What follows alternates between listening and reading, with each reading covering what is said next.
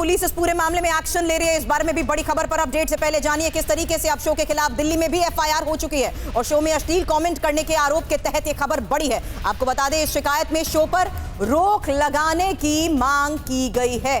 तो एक बार फिर से बता दें आपको, बड़ी खबर इस वक्त मुंबई के साथ साथ दिल्ली से भी लगातार सामने आ रही है, जहां शिकायत में अब शो पर रोक लगाने की मांग दिल्ली में भी की गई है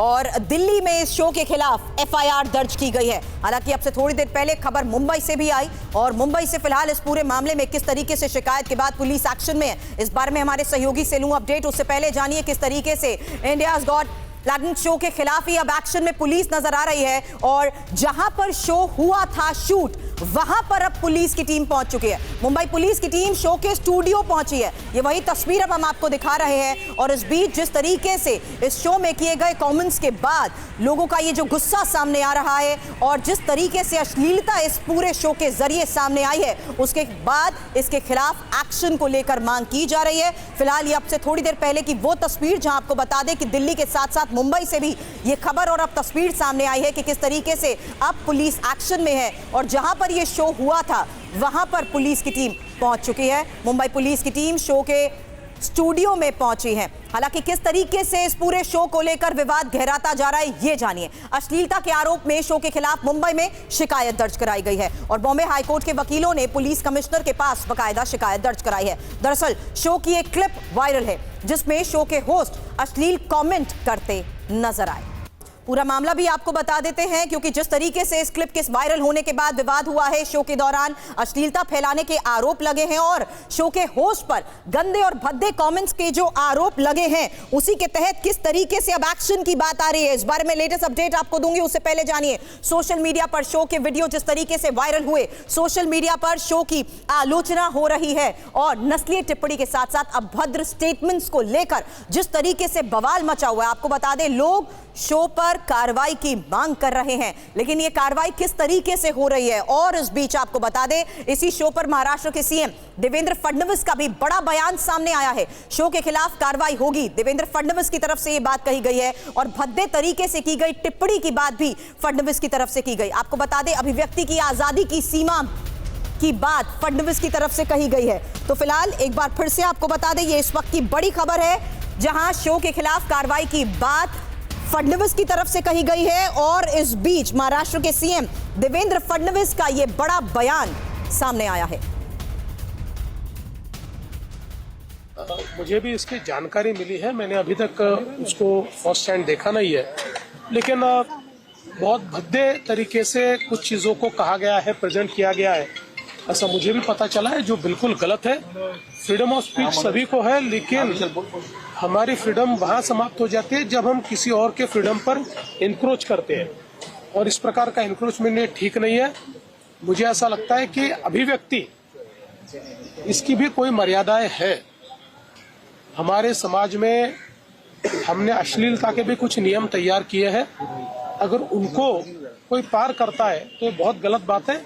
अगर ऐसी कोई बात होती है तो उसके ऊपर कार्रवाई होनी चाहिए। हमारे सहयोगी जेपी जयप्रकाश इस वक्त हमें ज्वाइन कर चुके हैं और पुलिस फिलहाल किस तरीके से एक्शन ले रही है, किस तरीके से वकीलों ने इस पूरे मामले में शिकायत दर्ज कराई है, टीम उस जगह पर पहुंची है जहां पर यह शो शूट हुआ, क्या बड़ी खबर एक्शन को लेकर पूरे मामले पर फिलहाल जेपी?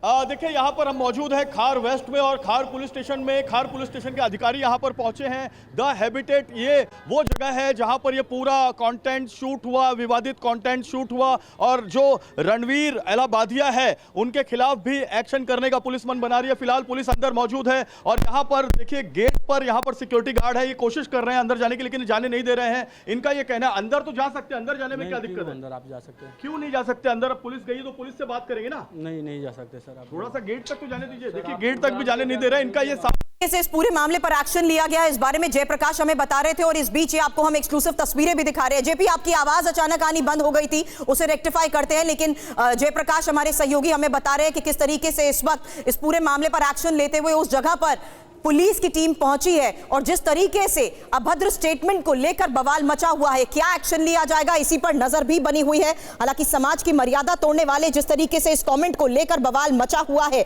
आपको बता दें कि अब इस पूरे मामले पर एक्शन की बात भी कही जा रही है। शो के वीडियो पर राज्यसभा सांसद रेखा शर्मा की तरफ से फिलहाल क्या कहा गया? ये वीडियो बेहद हैरान करने वाला है। मामले में कड़ी कार्रवाई होनी चाहिए। सुनिए क्या कहा।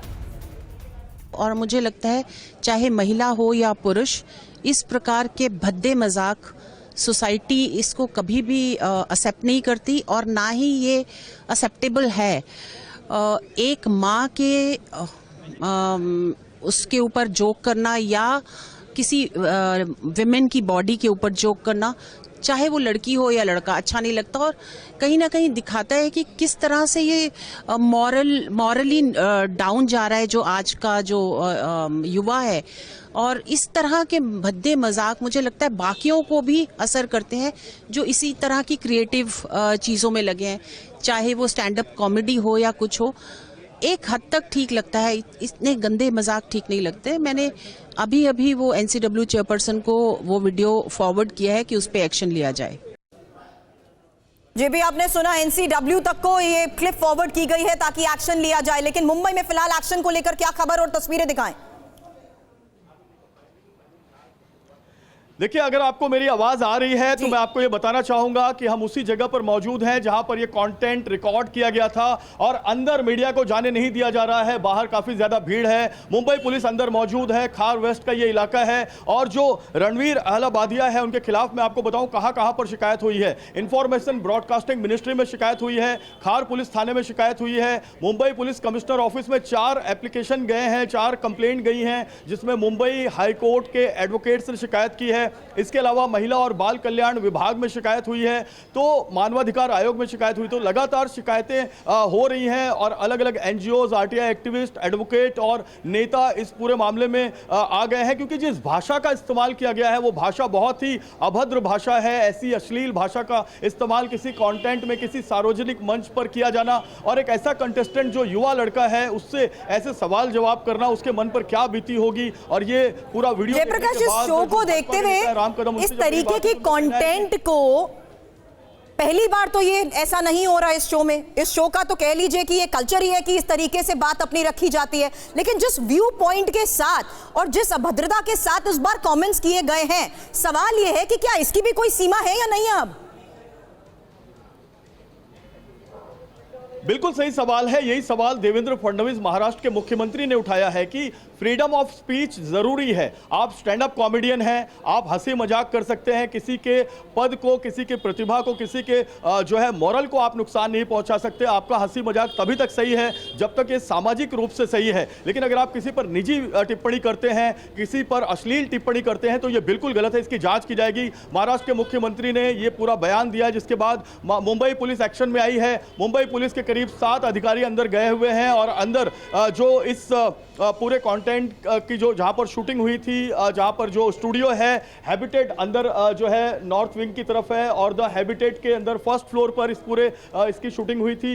इसको लेकर आप देख सकते हैं यहां पर बोर्ड भी लिखा हुआ है, the habitat, above the habitat, below the habitat. ये तमाम अलग अलग इनके विंग्स हैं, डिपार्टमेंट्स हैं, स्टूडियोज हैं जहां पर ये पूरी शूटिंग हुई थी और इस पूरे मामले की जांच अब मुंबई पुलिस करने में जुटी हुई है। बिल्कुल, आगे किस तरीके से इस पर एक्शन लिया जाता है और अपडेट लेंगे। शुक्रिया फिलहाल पूरी जानकारी के लिए जयप्रकाश आपका। लेकिन इसी मामले पर अब झारखंड मुक्ति मोर्चा की राज्यसभा सांसद महुआ मांझी की तरफ से फिलहाल क्या कहा गया, सुनिए। पब्लिसिटी स्टंट है। अभी कुछ दिन पहले उनको प्रधानमंत्री से पुरस्कार भी मिला है, सम्मान मिला है, तो उसका मान रखने के लिए कम से कम उनको इस तरह का स्टेटमेंट नहीं देना था, क्योंकि प्रधानमंत्री जी खुद जब भारतीय संस्कृति की बात करते हैं तो ऐसे करके एक पवित्र रिश्ते में माँ बाप और बच्चों का जो रिश्ता होता है हमारे भारतीय संस्कृति में इतना पवित्र रिश्ता होता है, उस रिश्ते को लेकर इस तरह की गंदी बातें कहना कहीं से भी जायज़ नहीं है। इस पर कड़ा एक्शन होना चाहिए। और मिनिस्ट्री क्या कर रही है, जिस मिनिस्ट्री के जिम्मे ये सब कुछ है, क्योंकि वेब सीरीज़ में जिस तरह के एक डायलॉग में जो गंदे गंदे शब्दों का इस्तेमाल होता है, वो भी गालियाँ होती हैं, उसको भी आप बैठ के परिवार के साथ नहीं देख सकते हैं। तो ऐसे में हमारी संस्कृति को बिल्कुल गंदे तरीके से परोसा जा रहा है और नई पीढ़ी में अलग तरह की संस्कृति को डेवलप करने की कोशिश हो रही है यूट्यूब के माध्यम से और वेब सीरीज़ वगैरह के माध्यम से। तो ये पूरी की पूरी जिम्मेदारी केंद्र सरकार की है, उनके उस मिनिस्ट्री की है। तो हम उन्हीं से सवाल करेंगे कि मिनिस्ट्री क्या करे। और इस वक्त की बड़ी खबर आपको बता रहे हैं, रणवीर अहलाबादिया ने माफी मांगी है। शो में बोले गए शब्दों पर माफी को लेकर इस वक्त ये खबर है। मुझे वो नहीं कहना चाहिए था जो शो में मैंने कहा, मुझे माफ कर। My comment wasn't just inappropriate, it wasn't even funny. Comedy is not my forte. I'm just here to say sorry. Many of you asked if this is how I wish to use my platform, and obviously this is not how I wish to use it. I'm not going to give any context or justification or reasoning behind whatever happened. I'm just here for an apology. I personally had a lapse in judgment. It wasn't cool on my part. The podcast is watched by people of all ages. Don't want to be the kind of person that takes that responsibility lightly. And family is the last thing that I would ever disrespect. Need to use this platform better. That's been my learning from this whole experience. I promise to just...